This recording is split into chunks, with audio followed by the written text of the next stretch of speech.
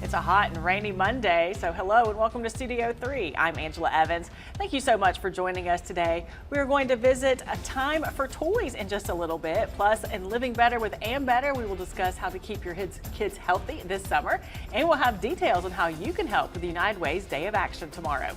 But first, if you have ever wanted to learn how to create digital art, now is your chance. Joining us is somebody who knows all about it. Artist Christopher Windfield is here, so thank you so much for being here today. Thank you for having me. And you're going to help people learn how to create digital art this week. Yes, ma'am. Workshop is this Thursday at the Broadwoods Art Center, and hopefully everybody can come at 6 p.m. and try to teach people how to learn about digital art and painting and just art techniques in general. So much right there.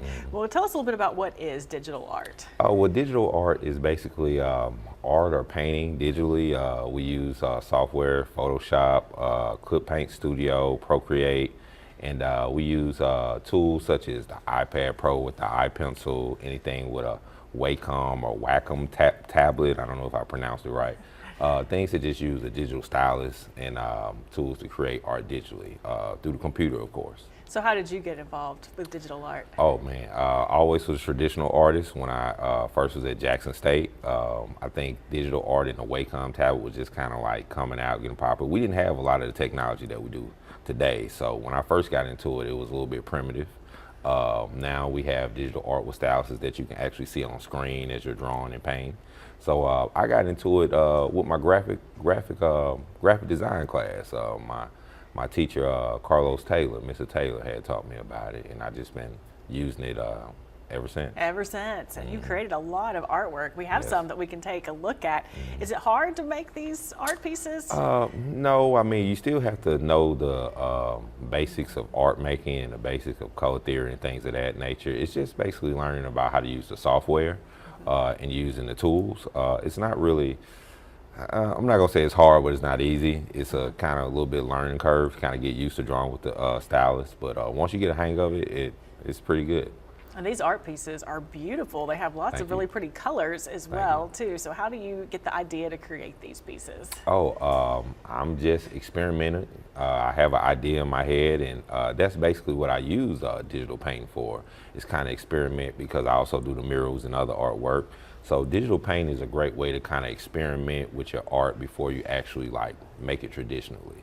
So you can kind of create an art piece digitally before you actually take it to the canvas or to the wall in real life. You know, see what colors work, see what doesn't work. So it's great for experimenting.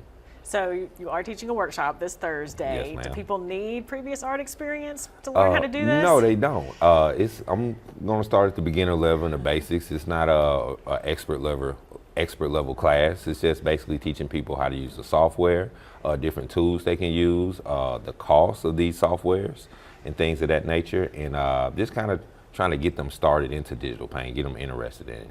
Is there a cost associated with this workshop? Oh no, the workshop is free. It's free for everyone. It's free to the public, you know. So, and digital artwork, you know, you definitely, if you're trying to get serious about it, you definitely gonna have to spend some money. You know, if you're trying to purchase an iPad or a computer or the software, because those things aren't free. Right. So yeah, so it's, you know, you're gonna have to spend a little bit of money if you're trying to get deep into it. But the workshop is totally free.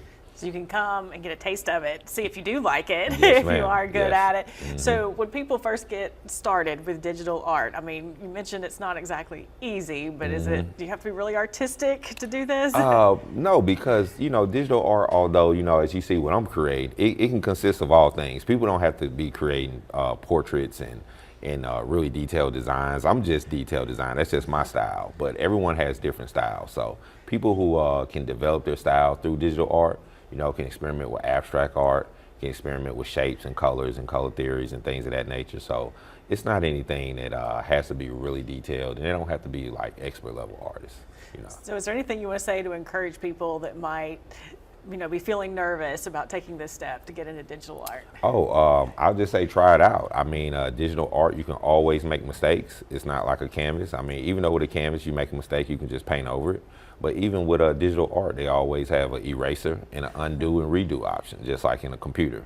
So if you're nervous about creating art and you feel like you're going to mess up, you can always undo, redo, erase, you know, or paint over it. So it's a lot of options. You know? Well, before we go, remind everybody about the workshop so they can come and start learning how to do this. So the workshop is at the Broadwoods Art Center. That's this Thursday, 27th, 6 p.m. And if anyone has any iPads they want to bring in to kind of carry along or kind of go along, and if you don't, that's cool too, because you can still learn a lot and learn what kind of tools and software you need to get started. Well, I'm certainly looking forward to seeing all the art that's created with these events, Yes. and looking forward to see what's next with you. Thank you. Thank you. Thank you for having me. Thanks for being